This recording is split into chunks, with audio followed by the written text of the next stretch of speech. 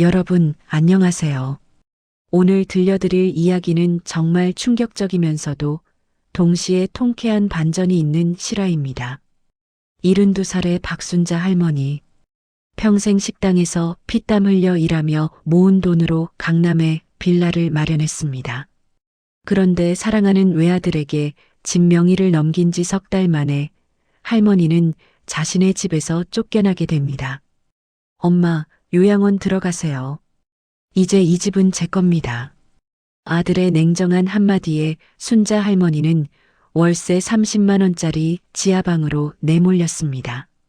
국민연금 47만 원으로 근근히 연명하는 생활. 모두가 이대로 끝이라고 생각했습니다. 하지만 5년 후, 어머니, 제발 용서해 주세요.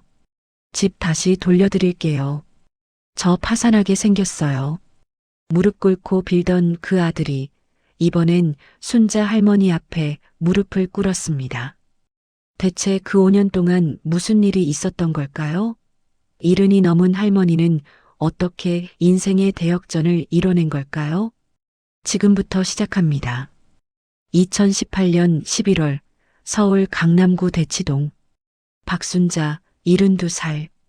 그녀는 아침 일찍 일어나 늘 하던 대로 된장찌개를 끓이고 있었습니다. 곧 아들 민수가 출근하기 전에 아침밥을 차려줘야 했으니까요. 순자 할머니는 평생 이렇게 살아왔습니다. 남편이 민수를 낳고 1년 만에 교통사고로 세상을 떠난 후 홀로 아들을 키웠습니다. 새벽 4시에 일어나 시장 식당에서 일하고 낮에는 빌딩 청소를 했습니다.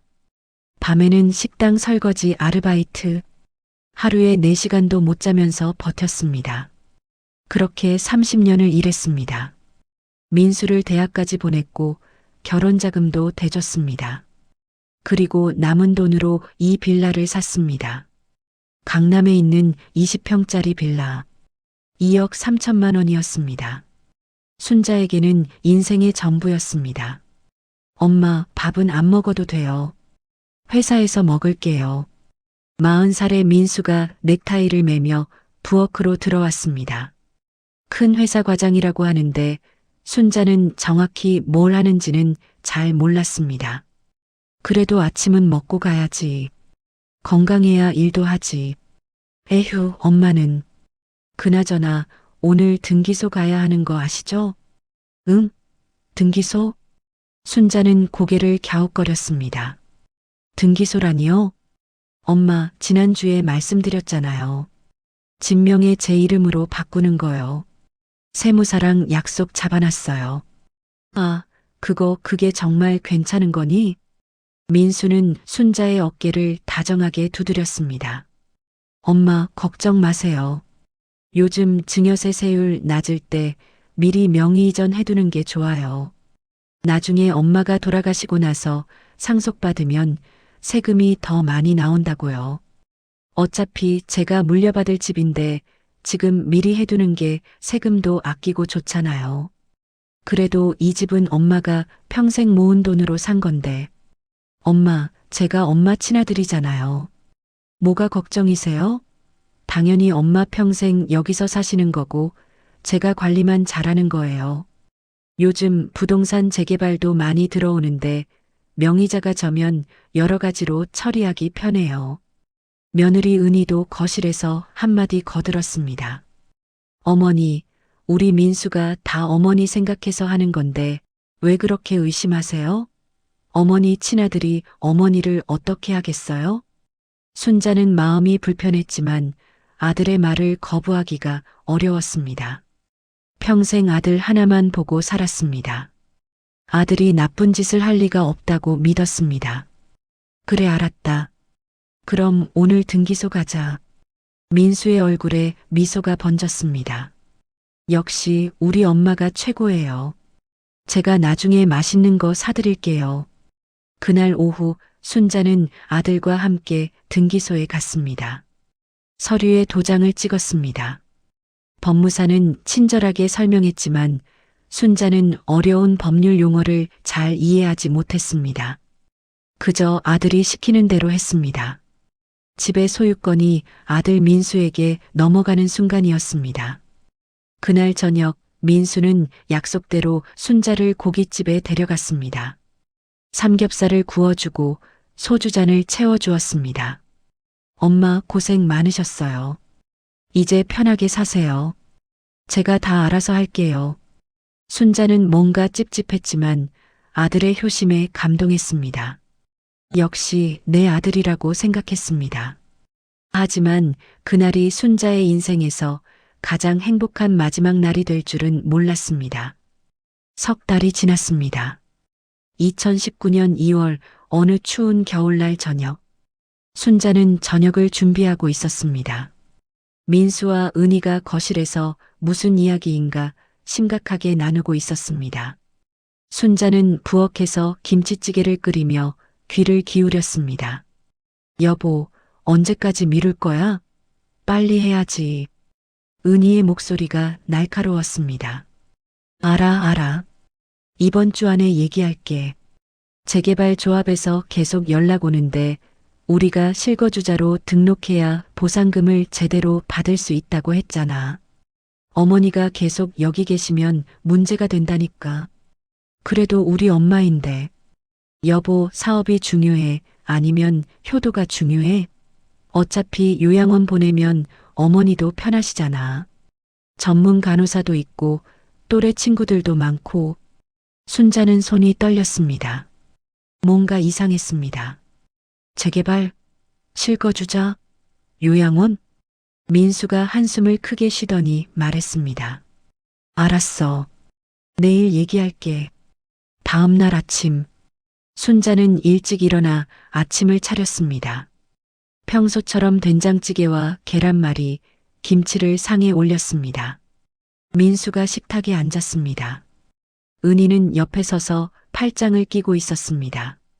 엄마, 식사하시면서 얘기 좀 할게요. 민수의 목소리가 차가웠습니다. 순자는 가슴이 철렁 내려앉았습니다. 무슨 얘기인데? 엄마, 이 동네에 재개발이 들어와요. 알고 계셨어요? 재개발? 그게 뭔데? 이 빌라를 헐고 새 아파트를 짓는 거예요. 그러면 보상금을 받을 수 있는데 조건이 있어요. 집 주인이 여기서 실제로 살고 있어야 한다는 거예요. 그럼 우리가 여기서 살고 있잖니? 민수는 잠시 침묵했습니다. 그리고 폭탄 선언을 했습니다. 엄마, 명의자가 저잖아요. 제가 여기서 살아야 보상금을 제대로 받을 수 있어요. 그러니까 엄마가 다른 곳으로 이사를 가셔야 할 것 같아요. 뭐라고? 순자는 귀를 의심했습니다. 엄마, 요양원 알아봤어요. 경기도에 있는데 시설도 좋고 간호사분들도 친절하대요. 한 달에 80만 원인데 제가 낼게요. 그러니까 거기 들어가세요. 순자의 머릿속이 하얘졌습니다. 민수야, 엄마가 뭐라고 했니? 이 집에서 나가라고? 엄마, 법적으로 이 집은 제 명의예요. 제가 주인이에요. 그리고 재개발 보상금은 10억이 넘어요. 그걸 받으려면 제가 여기 살아야 해요. 은희가 끼어들었습니다. 어머니, 어차피 나이도 드셨고 혼자 사시기 힘드시잖아요. 요양원 가시면 편하게 사실 수 있어요. 식사도 다 나오고 의료 혜택도 받으시고. 내가 30년 동안 피땀 흘려 모은 돈으로 산 집인데 너희가 나보고 나가라고? 순자의 목소리가 떨렸습니다. 민수는 짜증스러운 표정을 지었습니다. 엄마, 지금 명의가 누구 거예요? 법적으로는 제 집이라고요. 엄마가 저한테 증여하신 거잖아요. 이제 제 재산이에요. 민수야, 엄마가 너 키우느라 얼마나 고생했는데 내가 대학 갈 때 등록금은 누가 댔니? 내 결혼자금은 누가 줬어? 엄마가 하루에 4시간도 못 자고 일해서 번 돈으로 이 집을 샀는데. 그래요, 감사하죠. 그래서 요양원비도 제가 내드린다는 거잖아요. 효도 다 하는 거예요, 엄마. 순자는 눈물이 쏟아졌습니다. 이게 효도니? 엄마, 오래 이야기하지 마세요. 다음 주까지 짐 싸세요. 요양원 연락처 여기 있어요. 민수는 명함 하나를 식탁에 내려놓고 일어났습니다. 은희는 승리한 듯한 미소를 지으며 남편을 따라 나갔습니다. 순자는 그 자리에 주저앉아 울었습니다. 이 집 부엌에서, 거실에서, 방에서, 평생의 추억이 담긴 공간에서 쫓겨나야 한다는 사실이 믿기지 않았습니다. 그날 밤 순자는 잠을 이룰 수 없었습니다. 천장을 바라보며 생각했습니다. 내가 뭘 잘못한 걸까? 내가 아들을 너무 사랑한 게 잘못인가? 일주일 후 순자는 짐을 쌌습니다. 평생 모은 옷까지, 사진 앨범, 남편의 유품. 큰 짐이 아니었습니다. 민수는 냉정하게 말했습니다. 큰 짐은 못 가져가세요. 요양원에 공간이 많지 않대요. 필요한 것만 챙기세요. 이삿짐 센터도 부르지 않았습니다.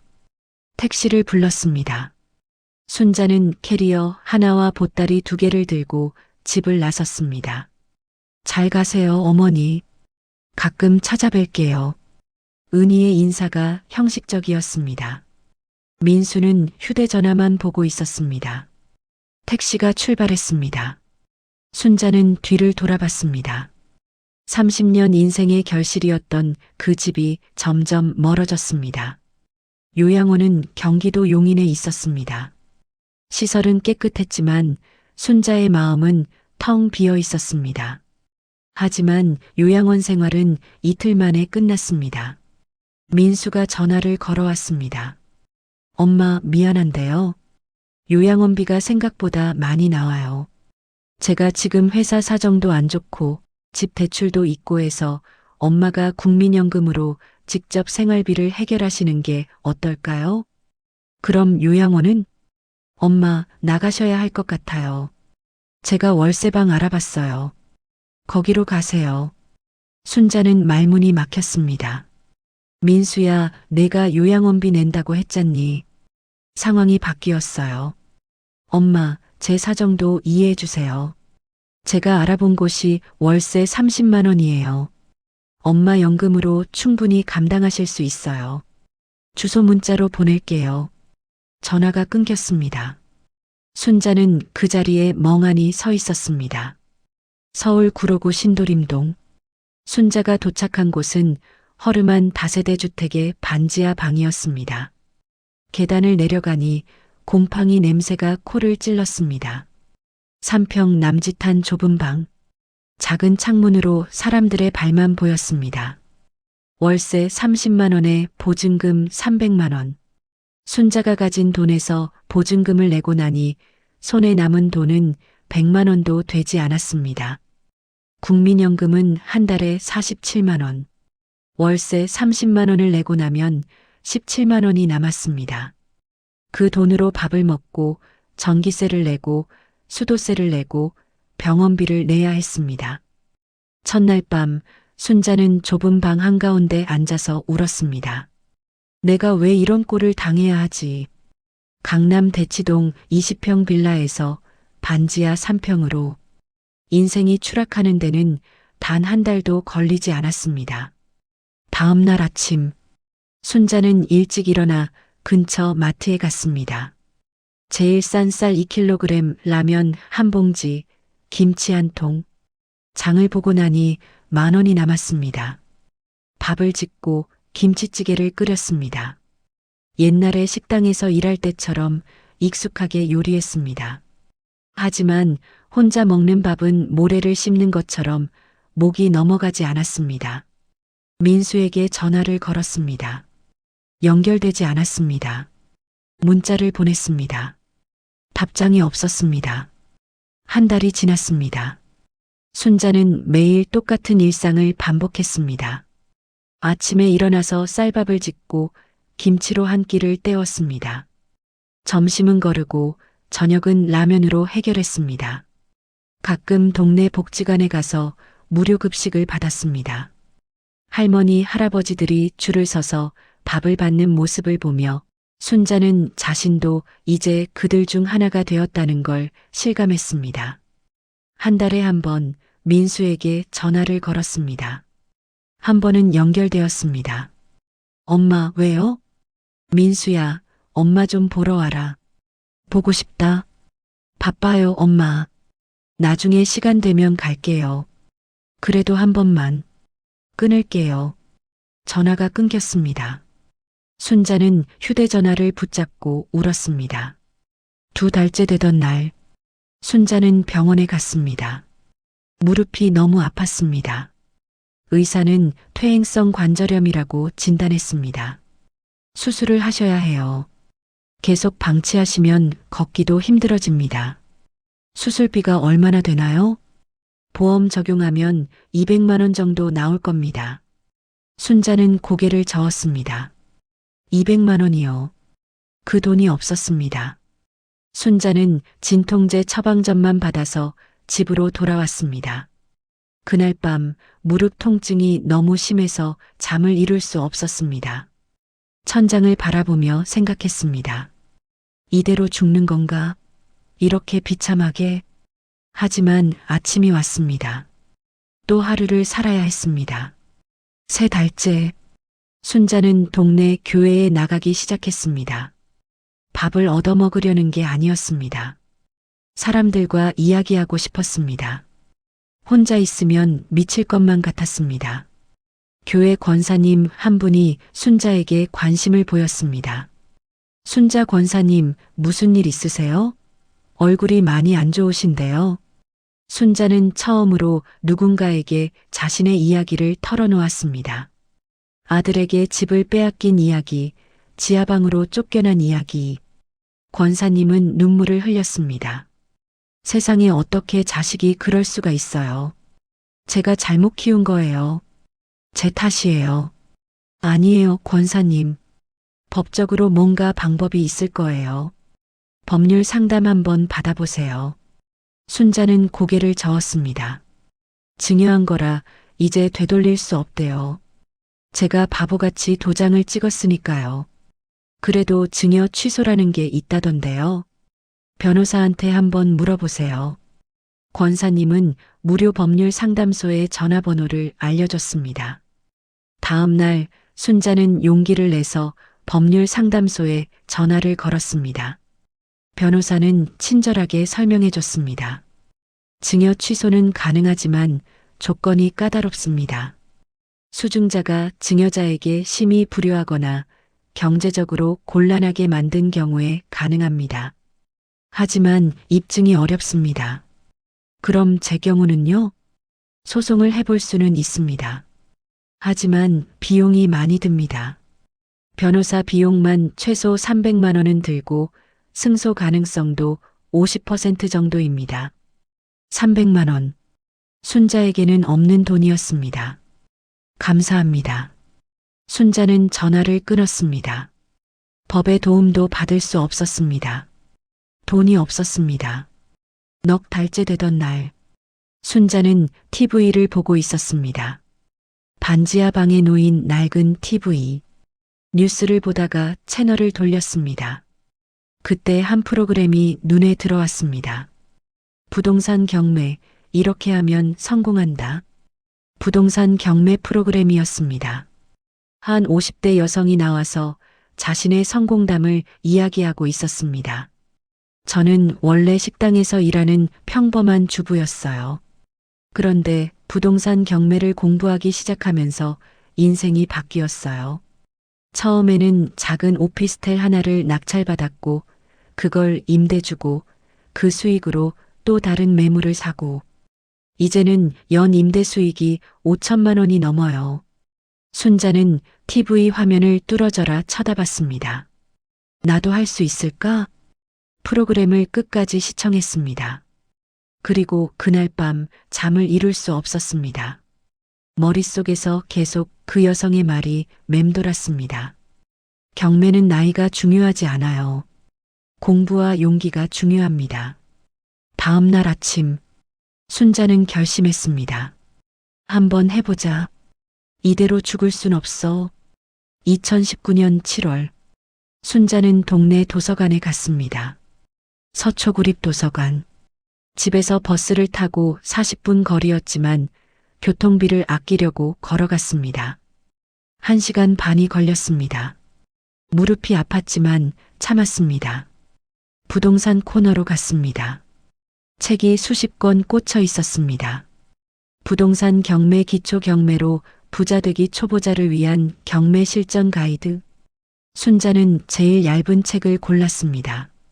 부동산 경매 기초. 책을 펼쳤습니다. 어려운 용어들이 가득했습니다. 입찰보증금, 권리분석, 명도, 유치권. 하나도 이해가 되지 않았습니다.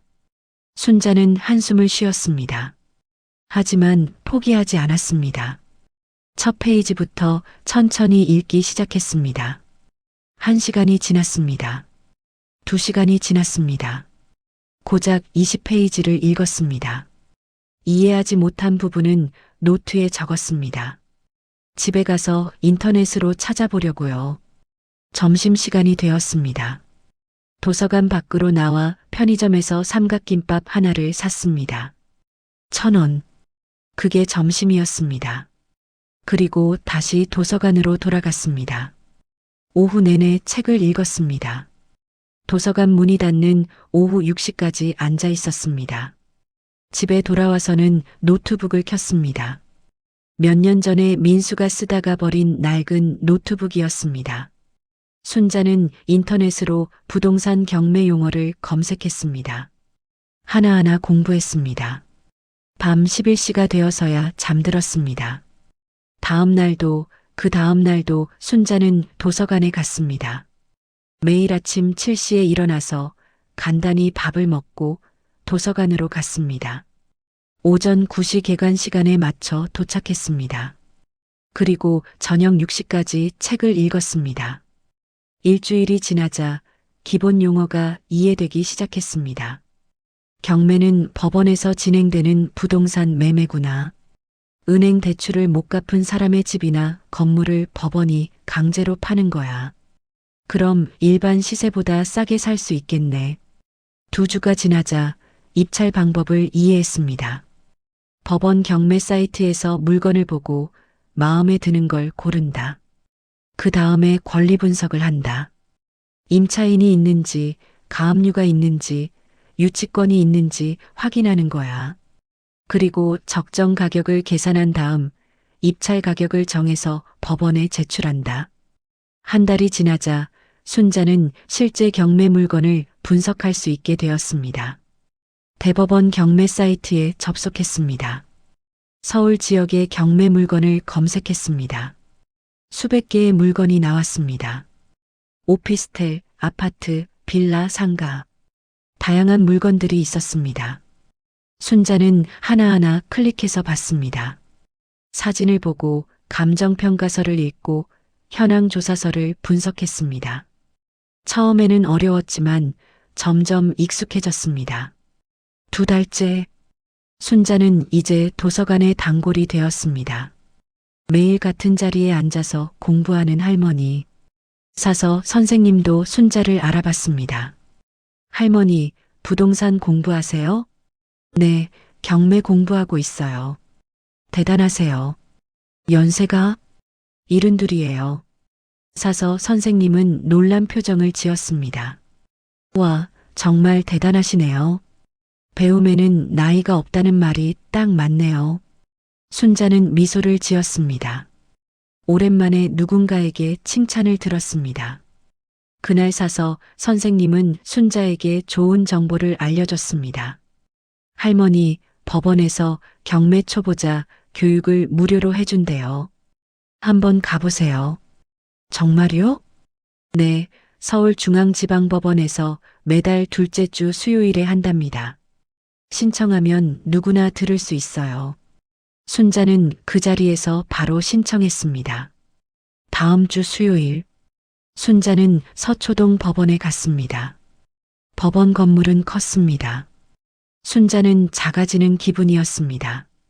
경매 교육장으로 갔습니다. 사람들이 많이 모여 있었습니다.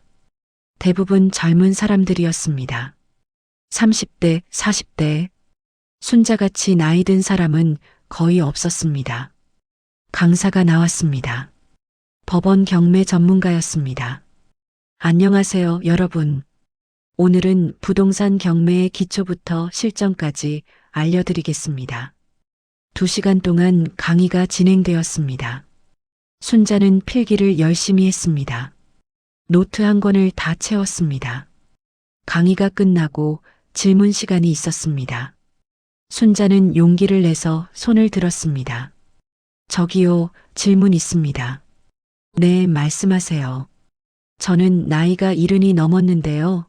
이 나이에도 경매를 할 수 있을까요? 그리고 돈이 많지 않은데 소액으로도 시작할 수 있나요? 강사는 따뜻한 미소를 지었습니다. 물론입니다. 경매에는 나이 제한이 없습니다. 오히려 인생 경험이 많으신 분들이 더 신중하게 판단하시기 때문에 성공률이 높습니다. 그리고 소액으로도 충분히 시작할 수 있어요. 지방 소재 오피스텔이나 작은 상가는 1,000만 원 이하로도 낙찰받을 수 있습니다. 순자는 눈이 반짝였습니다. 1,000만 원이요? 네, 강원도나 충청도 지역의 작은 오피스텔은 입찰 가격이 500만 원에서 1,000만 원 정도 되는 것도 있습니다. 물론 권리관계를 잘 따져봐야 하지만요. 순자는 희망을 느꼈습니다. 나한테도 1,000만 원 정도는 있어. 퇴직금 잔액이 2,700만 원이야. 할 수 있어. 3달째. 순자는 본격적으로 경매 물건을 분석하기 시작했습니다. 매일 대법원 경매 사이트에 접속해서 새로 나온 물건을 확인했습니다. 그리고 자신만의 노트를 만들었습니다. 순자의 경매 공략 노트. 노트에는 이런 내용이 적혀 있었습니다. 1. 입찰 금액은 내가 감당할 수 있는 범위 내에서. 2. 권리관계가 복잡한 물건은 피할 것. 3. 임차인이 있는 물건은 명도 비용 계산할 것. 4. 현장 답사는 필수. 5. 감정가의 6,070% 선에서 입찰할 것. 순자는 이 원칙을 철저히 지키기로 했습니다. 그리고 마침내 첫 번째 타깃을 정했습니다. 강원도 원주시에 있는 오피스텔. 전용 면적 13평. 감정가 1,200만 원. 최저 입찰 가격 960만 원. 권리 분석을 해봤습니다. 임차인 없음. 가압류 없음. 깨끗한 물건이었습니다. 이거다. 순자는 현장 답사를 가기로 했습니다. 토요일 아침, 순자는 새벽 5시에 일어났습니다.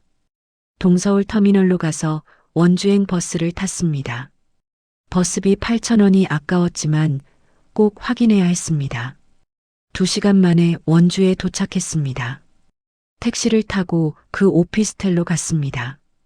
건물은 낡았습니다. 1990년대에 지어진 듯한 구형 오피스텔이었습니다. 하지만 위치는 나쁘지 않았습니다. 시내 중심가에서 가까웠고 대학교도 근처에 있었습니다. 순자는 건물을 한 바퀴 돌았습니다. 주변 부동산에도 들어가서 시세를 물어봤습니다. 이 건물 오피스텔 전세가 얼마나 나가요? 여기요? 보증금 3천에 월세 30만 원 정도 받아요. 매매가는요? 1,500만 원 정도 하지 않을까요? 요즘 거래가 없어서 정확하진 않은데요. 순자는 계산했습니다. 입찰가 960만 원. 낙찰되면 취득세와 경매 비용 등 추가로 약 100만 원. 총 1천만 원 정도 투자. 전세로 놓으면 보증금 3천에 월세 30만 원. 보증금에서 투자금을 회수하고도 2천만 원이 남습니다. 그리고 월세 30만 원은 매달 순수익. 손해볼 게 없어? 순자는 결심했습니다. 월요일, 순자는 법원에 갔습니다. 서울중앙지방법원 경매계. 입찰표를 작성했습니다. 물건 번호, 입찰 가격, 입찰자, 인적사항. 입찰 가격은 970만 원으로 정했습니다. 최저가보다 10만 원 높게 써서 경쟁자를 이기려는 전략이었습니다. 입찰 보증금은 현금으로 97만 원을 납부했습니다. 그리고 입찰표를 제출했습니다. 접수되었습니다. 개찰일은 2주 후 오전 10시입니다. 순자는 떨리는 마음으로 법원을 나섰습니다. 2주가 지났습니다. 개찰일 아침, 순자는 새벽부터 잠을 이룰 수 없었습니다. 떨렸습니다. 두려웠습니다. 하지만 동시에 설렜습니다. 오전 9시 법원에 도착했습니다. 개찰실 앞에는 사람들이 모여 있었습니다. 긴장한 표정들이었습니다. 10시 정각, 개찰이 시작되었습니다. 직원이 하나씩 봉투를 열었습니다. 원주시 5호동 오피스텔, 입찰자 총 3명. 순자의 심장이 빨리 뛰었습니다. 1번 입찰자 950만 원, 2번 입찰자 960만 원, 3번 입찰자 970만 원. 직원이 발표했습니다. 최고가 입찰자는 3번 박순자 씨입니다. 낙찰. 순자는 그 자리에서 주저앉을 뻔했습니다. 해냈습니다.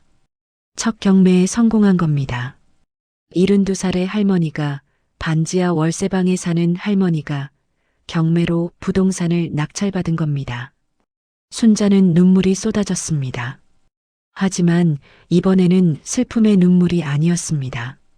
기쁨의 눈물이었습니다. 한 달 후 모든 절차가 완료되었습니다. 잔금을 납부하고 등기 이전을 했습니다. 오피스텔은 순자의 소유가 되었습니다. 순자는 원주로 다시 갔습니다. 부동산을 통해 임차인을 구했습니다. 대학생이었습니다. 보증금 3천에 월세 30만 원이요. 괜찮으시면 계약할게요. 네, 좋습니다. 계약이 체결되었습니다. 보증금 3천만 원 중에서 2천만 원은 순자가 받았고 나머지 1천만 원은 전세 보증 보험으로 처리했습니다. 순자는 2천만 원을 손에 쥐었습니다. 투자금 1천만 원을 회수하고도 1천만 원이 남았습니다. 그리고 매달 30만 원의 월세가 들어오기 시작했습니다. 순자는 통장을 보며 웃었습니다. 시작이야. 이제 시작이야. 2019년 11월. 순자는 두 번째 경매 물건을 찾기 시작했습니다. 이번에는 조금 더 큰 물건을 노렸습니다. 충청남도 천안시의 다세대 주택. 전용 면적 20평. 감정가 8천만 원. 최저 입찰가 5,600만 원. 권리 분석을 해봤습니다. 임차인이 한 명 있었습니다. 보증금 2천만 원에 월세 40만 원. 순자는 계산했습니다. 낙찰가를 6천만 원으로 잡으면 임차인 보증금 2천만 원을 인수해야 합니다. 그러면 실제 투자금은 4천만 원. 하지만 문제가 있었습니다. 순자에게는 4천만 원이 없었습니다. 손에 쥔 돈은 2천만 원뿐이었습니다. 어떻게 해야 할까요? 순자는 은행에 갔습니다. 대출 상담을 받으러. 어르신, 어떻게 오셨어요? 경매로 집을 사려고 하는데 대출이 가능한가요? 경매 대출이요? 가능은 합니다. 하지만 소득 증빙이 필요합니다. 어르신 소득이 어떻게 되세요? 국민연금 47만 원하고 월세 수입 30만 원이요. 직원은 난색을 표했습니다. 흠소득이 좀 적으시네요. 그리고 연세가 72입니다. 고령자 대출은 한도가 제한적입니다. 최대 3천만 원까지 가능할 것 같은데요. 순자는 계산했습니다. 자기 돈 2천만 원 대출 3천만 원 총 5천만 원. 임차인 보증금 2천만 원을 인수하면 실질 투자금 3천만 원. 낙찰가를 5천만 원으로 맞추면 될 것 같았습니다. 신청하겠습니다. 대출 심사에는 일주일이 걸렸습니다. 순자는 매일 조마조마하며 기다렸습니다. 드디어 전화가 왔습니다. 박순자 고객님, 대출 승인되었습니다. 2,800만 원까지 가능합니다. 3천만 원은 안 되나요? 죄송합니다. 심사 결과 2,800만 원이 한도입니다. 순자는 고민했습니다. 자기 돈 2천만 원 대출 2,800만 원, 4,800만 원. 임차인 보증금 2천만 원 인수하면 실질 투자금 2,800만 원. 낙찰가를 4,800만 원으로 맞춰야 합니다. 최저 입찰가가 5,600만 원인데 4,800만 원은 너무 낮습니다. 낙찰받기 어려울 것 같았습니다. 하지만 순자는 도전하기로 했습니다. 운이 좋으면 되겠지. 해보자. 입찰일. 순자는 입찰표를 작성했습니다. 입찰 가격 4,800만 원. 입찰 보증금 480만 원을 납부하고 입찰표를 제출했습니다. 2주 후 개찰일. 순자는 법원에 갔습니다. 개찰실 앞에서 기다렸습니다. 천안시 5호동 다세대 주택. 입찰자 총 1명. 순자의 심장이 쿵쾅거렸습니다. 1번 입찰자 박순자 4,800만 원. 직원이 말했습니다. 입찰자가 1명뿐이므로 박순자 씨 낙찰. 순자는 믿을 수 없었습니다. 경쟁자가 없었습니다. 덕분에 저렴한 가격에 낙찰받은 겁니다. 행운이었습니다. 한 달 후 순자는 천안의 그 다세대 주택을 방문했습니다. 임차인을 만났습니다. 30대 부부였습니다. 안녕하세요. 저는 새 집주인 박순자입니다. 아, 네.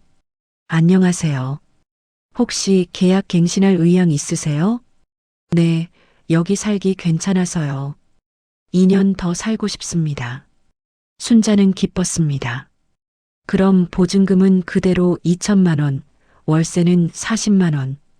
이렇게 계약 갱신할게요. 감사합니다. 계약서를 작성했습니다. 순자는 이제 월세 수입이 두 곳에서 들어왔습니다. 원주 오피스텔 월 30만 원, 천안 다세대 월 40만 원, 합계 월 70만 원. 국민연금 47만 원까지 합치면 한 달 수입이 117만 원이 되었습니다. 더 이상 지하방 월세 30만 원이 부담스럽지 않았습니다. 2020년 3월 코로나19가 시작되었습니다. 세상이 혼란스러워졌습니다. 하지만 순자에게는 기회였습니다. 코로나 때문에 경매 시장이 얼어붙었습니다. 사람들이 투자를 꺼렸습니다. 경매 입찰자 수가 줄었습니다. 경쟁이 줄어든 만큼 낙찰받을 확률이 높아졌습니다. 순자는 세 번째 물건을 찾았습니다. 경기도 평택시의 상가. 1층 작은 점포. 감정가 1억 2천만 원. 최저 입찰가 8,400만 원. 권리 분석을 했습니다. 임차인이 있었습니다. 치킨집을 운영하고 있었습니다. 보증금 5천만 원에 월세 80만 원. 순자는 현장 답사를 갔습니다. 치킨집 사장님을 만났습니다. 안녕하세요, 사장님. 저는 이 건물에 경매 입찰하려는 사람입니다. 혹시 계약 갱신 의향 있으신가요? 사장님은 난처한 표정을 지었습니다. 사실 장사가 안 돼서 나가려고 했는데요. 그런데 코로나 때문에 갈 곳도 없고, 그럼 계속 여기서 하시는 건가요? 글쎄요, 집주인이 누가 되느냐에 따라 다를 것 같아요. 만약 새 집주인이 월세를 올리면 못 버틸 것 같고요. 순자는 생각했습니다. 사장님, 제가 낙찰받으면 월세는 그대로 유지할게요. 대신 2년 계약 갱신 약속해 주세요. 정말요? 그럼 좋죠. 사장님은 기뻐했습니다. 순자는 입찰을 결심했습니다. 하지만 문제가 있었습니다. 돈이 부족했습니다. 낙찰가를 8,500만 원으로 잡으면 임차인 보증금 5천만 원을 인수해야 합니다. 실질 투자금 3,500만 원. 순자에게는 그 돈이 없었습니다. 그런데 순자에게 아이디어가 떠올랐습니다. 원주 오피스텔을 담보로 대출을 받으면 되겠구나. 원주 오피스텔은 시세가 1,500만 원 정도였습니다. 담보대출을 받으면 1천만 원 정도는 받을 수 있을 것 같았습니다. 은행에 갔습니다. 원주 오피스텔을 담보로 대출 가능한가요? 네, 가능합니다. 감정 평가해보고 한도를 알려드릴게요. 일주일 후 대출 한도가 나왔습니다. 1,200만 원. 순자는 대출을 실행했습니다. 이제 손에 쥔 돈이 생겼습니다. 원주 오피스텔 담보대출 1,200만 원 천안 다세대 임차인 보증금 2천만 원 이걸 빼서 사용 기존 저축 800만 원 합계 4천만 원. 충분했습니다. 입찰일. 순자는 입찰가를 8,500만 원으로 제시했습니다. 개찰일. 평택시 5호동 상가. 입찰자 총 2명. 순자는 긴장했습니다. 1번 입찰자 8,400만 원. 2번 입찰자 박순자 8,500만 원. 최고가 입찰자는 2번 박순자 씨입니다. 낙찰. 또 성공했습니다. 순자는 이제 3개의 부동산을 소유하게 되었습니다. 원주 오피스텔 월세 30만 원 천안 다세대 월세 40만 원 평택 상가 월세 80만 원 합계 월 150만 원. 국민연금 47만 원까지 합치면 월 수입이 197만 원이 되었습니다. 73세 할머니가 1년 만에 월 200만 원 가까이 버는 임대사업자가 된 겁니다. 2020년 9월 순자는 더 이상 지하방에서 살 필요가 없었습니다. 월세 50만 원짜리 괜찮은 원룸으로 이사했습니다. 지상 2층, 햇빛이 들어오는 방, 짐을 옮기며 순자는 눈물을 흘렸습니다. 1년 전 아들에게 쫓겨나 지하방으로 내몰렸을 때, 그때는 세상이 끝난 줄 알았습니다. 하지만 포기하지 않았습니다. 공부했습니다. 도전했습니다. 그리고 지금 다시 일어섰습니다. 이제 시작이야. 더 크게 갈 거야. 순자는 다짐했습니다. 2020년 12월 순자는 아들 민수를 1년 넘게 보지 못했습니다. 전화도 받지 않았습니다. 문자도 답장이 없었습니다. 어느 날 교회 권사님이 순자에게 말했습니다. 순자 권사님, 혹시 아드님 소식 들으셨어요? 아니요, 왜요? 권사님은 조심스럽게 말했습니다. 제가 뉴스에서 봤는데요. 대치동 재개발 사업이 사기였대요. 조합장이 돈을 가지고 도망갔다고 하더라고요. 혹시 아드님 집도 거기 아니었나요? 순자는 심장이 철렁했습니다. 뭐라고요? 집에 돌아와서 순자는 인터넷을 검색했습니다. 대치동 재개발 사기 사건.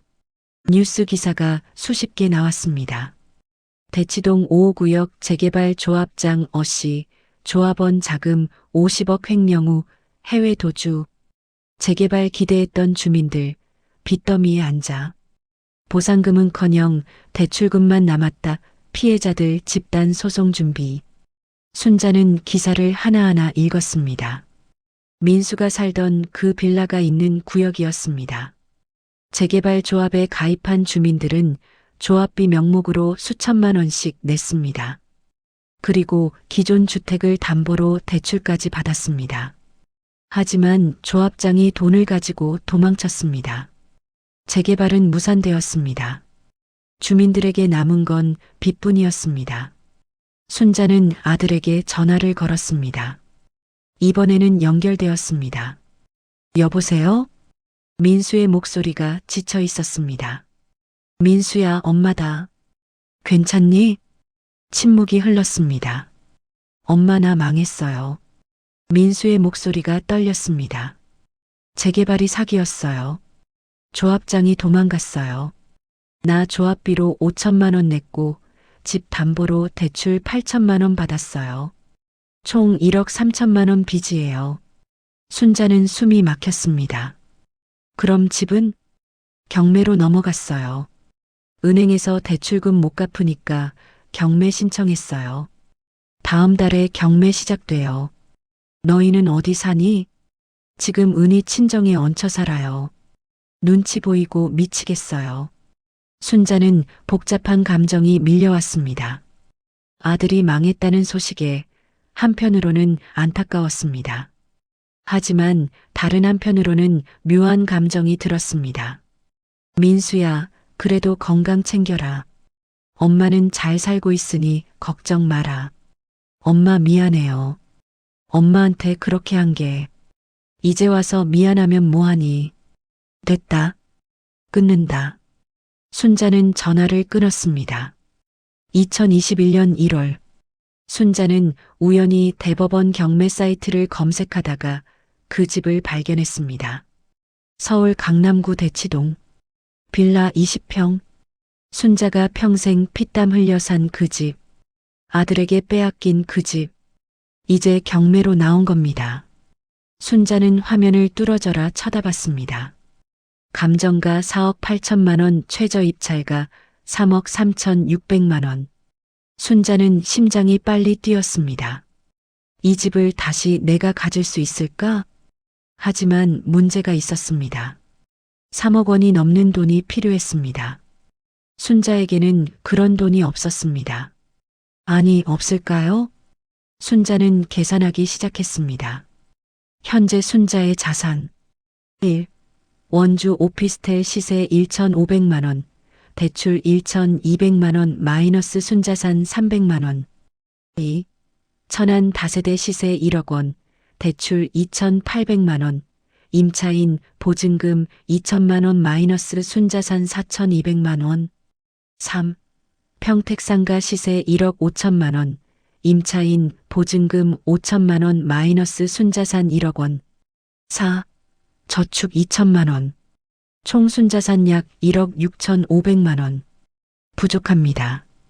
3억 원을 만들려면 1억 4천만 원이 더 필요했습니다. 어떻게 해야 할까요? 순자는 고민했습니다. 며칠 밤을 꼬박 세웠습니다. 그리고 결론을 내렸습니다. 원주 오피스텔과 천안 다세대를 팔자. 그리고 평택상가를 담보로 대출을 최대한 받자. 순자는 부동산을 통해 원주 오피스텔을 내놓았습니다. 한 달 만에 1,500만 원에 팔렸습니다. 대출 1,200만 원을 갚고 나니 300만 원이 손에 남았습니다. 천안 다세대도 팔았습니다. 1억 원에 매도했습니다. 대출 2,800만 원과 임차인 보증금 2천만 원을 정리하고 나니 5,200만 원이 남았습니다. 그리고 평택상가를 담보로 은행 대출을 받았습니다. 1억 원까지 대출이 가능했습니다. 순자는 대출을 실행했습니다. 자금 정리. 원주 오피스텔 매도 300만 원. 천안 다세대 매도 5,200만 원. 평택상가 담보대출 1억 원. 기존 저축 2천만 원 합계 1억 7,500만 원. 아직 부족했습니다. 3억 3천만 원을 만들려면 1억 6천만 원이 더 필요했습니다. 순자는 또 고민했습니다. 그러다가 한 가지 방법을 떠올렸습니다. 경매 대출이 있지. 부동산 경매로 낙찰받을 때 은행에서 낙찰가의 일정 비율을 대출해 줍니다. 보통 70%까지 가능합니다. 3억 3천만 원의 70%는 2억 3천만 원. 순자가 준비해야 할 돈은 1억 원이면 됩니다. 순자는 다시 계산했습니다. 자기 돈 1억 7,500만 원 중에서 1억 원을 입찰 보증금과 계약금으로 사용. 낙찰 후 잔금 2억 3천만 원은 은행 대출로 해결. 가능했습니다. 순자는 결심했습니다. 이 집을 다시 내가 가질 거야. 반드시. 2021년 2월. 입찰일이 다가왔습니다. 순자는 입찰표를 작성했습니다. 입찰 가격을 얼마로 할지 고민했습니다. 최저 입찰가는 3억 3,600만 원. 하지만 강남 대치동입니다. 경쟁자가 많을 겁니다. 순자는 3억 5천만 원으로 적었습니다. 입찰 보증금으로 3,500만 원을 납부했습니다. 그리고 입찰표를 제출했습니다. 입찰 마감일 저녁, 순자는 전화를 받았습니다. 민수였습니다. 엄마, 우리 집 경매 입찰하셨어요? 어떻게 알았니? 법원에서 입찰자 명단 확인했어요. 엄마 이름이 있더라고요. 순자는 침묵했습니다. 엄마 왜 그러세요? 설마 복수하려고요? 복수? 아니다. 그냥 투자야. 좋은 물건이더라. 엄마, 제발 입찰 취소해 주세요. 이 집이라도 건져야 저희가 살 곳이 있어요. 민수야, 너 이미 이 집 소유권 없잖니. 경매로 넘어갔잖아. 누가 사든 상관없는 거 아니니? 하지만 엄마가 사면 전 어디로 가요? 순자는 차갑게 말했습니다. 민수야, 너 나한테 뭐라고 했었니? 1년 전에. 법적으로 제 집이에요, 엄마. 나가세요. 이랬잖니. 엄마, 이제 법적으로 이 집은 내 집이 아니야. 은행 집이야. 그리고 경매로 새 주인이 정해지는 거야. 그게 나일 수도 있고 다른 사람일 수도 있어. 엄마, 제발요. 순자는 전화를 끊었습니다. 2주 후 개찰일. 순자는 법원에 갔습니다. 개찰실 앞에는 많은 사람들이 모여 있었습니다. 그 중에 민수와 은희도 있었습니다. 민수는 순자를 보더니 다가왔습니다. 엄마. 순자는 외면했습니다. 저리 가. 엄마, 제발 한 번만 봐주세요. 제가 잘못했어요. 이제 와서 빌어봤자 소용없어. 너 나한테 한 짓 생각해봐. 은희도 끼어들었습니다. 어머니, 그래도 저희 집인데요. 어떻게 친어머니가 아들 집을 빼앗으려고 하세요? 순자는 은희를 똑바로 쳐다봤습니다. 1년 전에 뭐라고 했지? 어머니, 요양원 가시면 편하세요. 그랬잖아. 이제 와서 무슨 소리야. 하지만, 됐어. 난 할 말 없어. 개찰이 시작되었습니다. 서울 강남구 대치동 빌라. 입찰자 총 5명. 순자는 긴장했습니다. 경쟁자가 많았습니다. 1번 입찰자 3억 2천만 원. 2번 입찰자 3억 3천만 원. 3번 입찰자 3억 4천만 원. 4번 입찰자 3억 5천만 원. 5번 입찰자 박순자 3억 5천만 원. 직원이 발표했습니다. 4번과 5번 입찰자가 동일 가격입니다. 추첨으로 결정하겠습니다. 순자의 심장이 터질 듯이 뛰었습니다. 직원이 추첨 상자를 흔들었습니다. 그리고 하나를 꺼냈습니다. 5번 박순자 씨. 순자는 그 자리에 주저앉았습니다. 해냈습니다. 그 집을 다시 가져온 겁니다. 민수는 멍한 표정으로 서 있었습니다. 은희는 울고 있었습니다. 순자는 일어났습니다. 그리고 민수에게 말했습니다. 민수야, 이제 이 집은 내 거다. 법적으로 내 거야. 민수는 아무 말도 하지 못했습니다. 한 달 후, 순자는 잔금을 납부하고 등기 이전을 완료했습니다. 그리고 그 집 앞에 섰습니다. 1년 반 전 캐리어 하나 들고 쫓겨났던 그 집. 이제 다시 주인이 되었습니다. 순자는 열쇠로 문을 열었습니다. 집 안에는 민수와 은희의 짐이 아직 그대로 있었습니다. 순자는 전화를 걸었습니다. 민수야, 일주일 안에 짐 빼가라. 안 그러면 버린다. 엄마, 할 말 없어. 끊는다. 일주일 후, 민수와 은희가 짐을 빼러 왔습니다. 순자는 문 앞에 서서 지켜봤습니다. 빨리 빼. 민수는 고개를 숙인 채 짐을 쌌습니다. 은희는 눈물을 흘리며 짐을 날랐습니다. 모든 짐을 다 빼고 민수가 마지막으로 말했습니다. 엄마, 정말 미안해요. 제가 너무 잘못했어요. 순자는 차갑게 대답했습니다. 미안하다고 용서되는 게 아니야. 너 나한테 한 짓은 절대 잊지 않을 거야. 엄마, 나가. 민수는 고개를 숙이고 집을 나갔습니다. 문이 닫혔습니다. 순자는 빈 집 안을 둘러봤습니다. 그리고 바닥에 주저앉아 울었습니다. 기쁨의 눈물이었을까요? 슬픔의 눈물이었을까요? 아마 둘 다였을 겁니다. 2021년 4월, 순자는 그 집을 수리했습니다.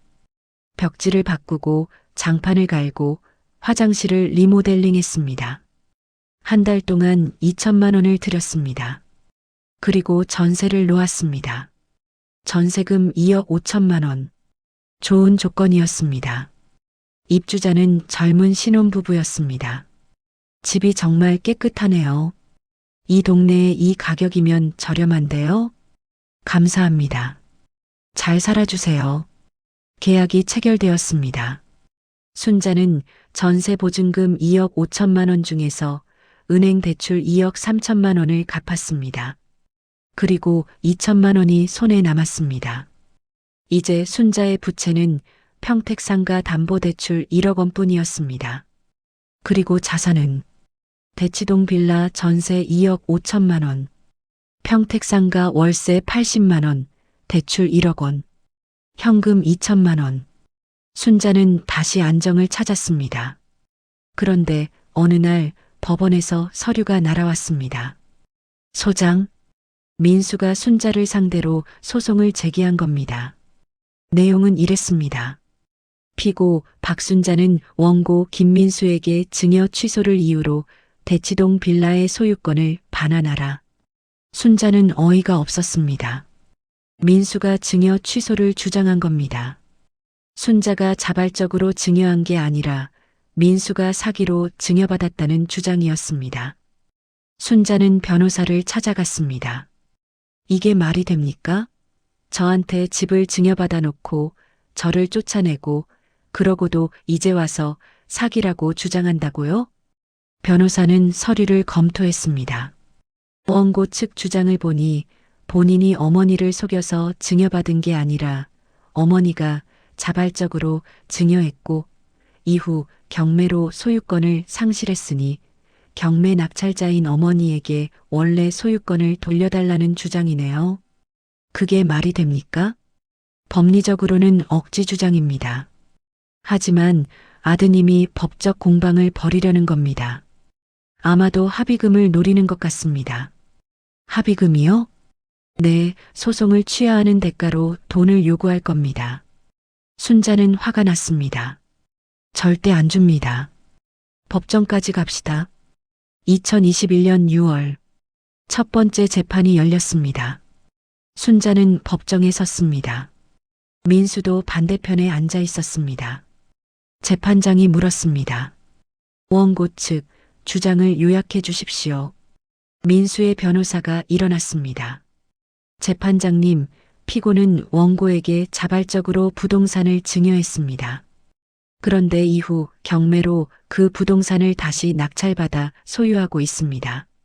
이는 증여의 취지를 벗어난 행위로 부당이득에 해당합니다. 재판장이 순자에게 물었습니다.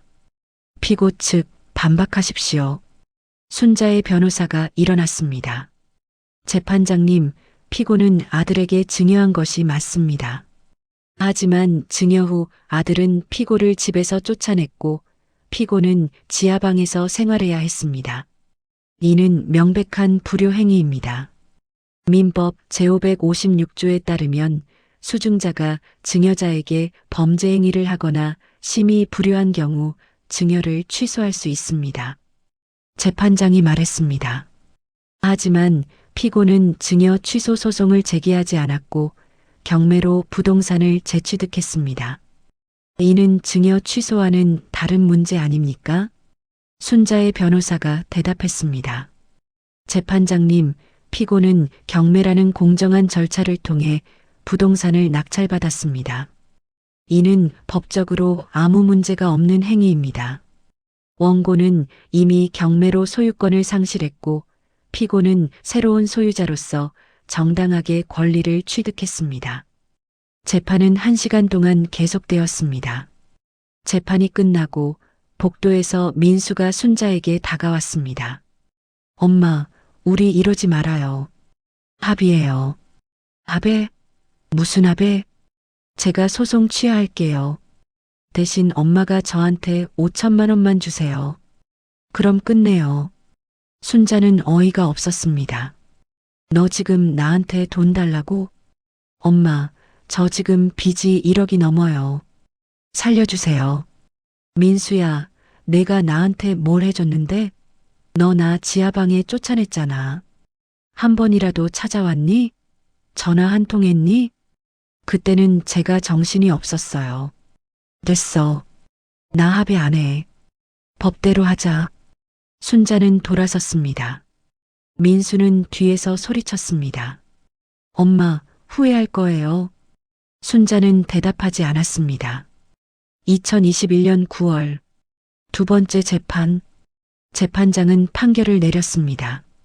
원고의 청구를 기각합니다. 민수는 패소했습니다. 재판장의 판결 이유는 이랬습니다. 원고는 피고로부터 적법하게 증여받았고 이후 채무불이행으로 경매에 넘어갔습니다. 피고는 경매를 통해 정당하게 소유권을 취득했으므로 원고의 청구는 이유 없습니다. 순자는 승소했습니다. 법정을 나서며 순자는 깊은 한숨을 쉬었습니다. 이제 끝이구나. 2021년 11월 순자는 이제 75이 되었습니다. 지난 2년 동안 정말 많은 일이 있었습니다. 아들에게 집을 빼앗기고 지하방으로 쫓겨나고 절망의 나락에 빠졌습니다. 하지만 포기하지 않았습니다. 도서관에서 공부하고 경매에 도전하고 하나씩 부동산을 모았습니다. 그리고 마침내 그 집을 다시 가져왔습니다. 순자는 대치동 빌라 앞에 섰습니다. 전세 세입자가 잘 살고 있었습니다. 순자는 미소를 지었습니다. 이제 진짜 내 집이야. 그런데 어느 날 민수에게서 전화가 왔습니다. 엄마. 뭐야? 엄마, 죄송해요. 정말 죄송해요. 제가 너무 잘못했어요. 민수의 목소리가 떨렸습니다. 이제 와서 미안하면 뭐해? 엄마, 저 지금 파산 직전이에요. 은희도 저랑 이혼한다고 해요. 애들도 엄마 집으로 가버렸어요. 저 혼자예요. 순자는 침묵했습니다. 엄마, 저 살려주세요. 돈이 아니라도 좋아요. 그냥 한 번만 봐주세요. 민수야. 네, 엄마. 너 기억하니? 너 나한테 뭐라고 했는지. 법적으로 제 집이에요. 나가세요. 그랬잖아. 엄마 죄송해요. 나는 너를 용서할 생각 없어. 하지만 내가 정말 뉘우친다면 내 힘으로 다시 일어서라. 엄마한테 기대지 말고.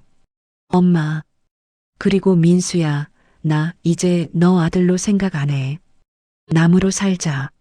순자는 전화를 끊었습니다. 긴 이야기 들어주셔서 감사합니다. 구독과 좋아요는 영상 제작에 큰 힘이 됩니다.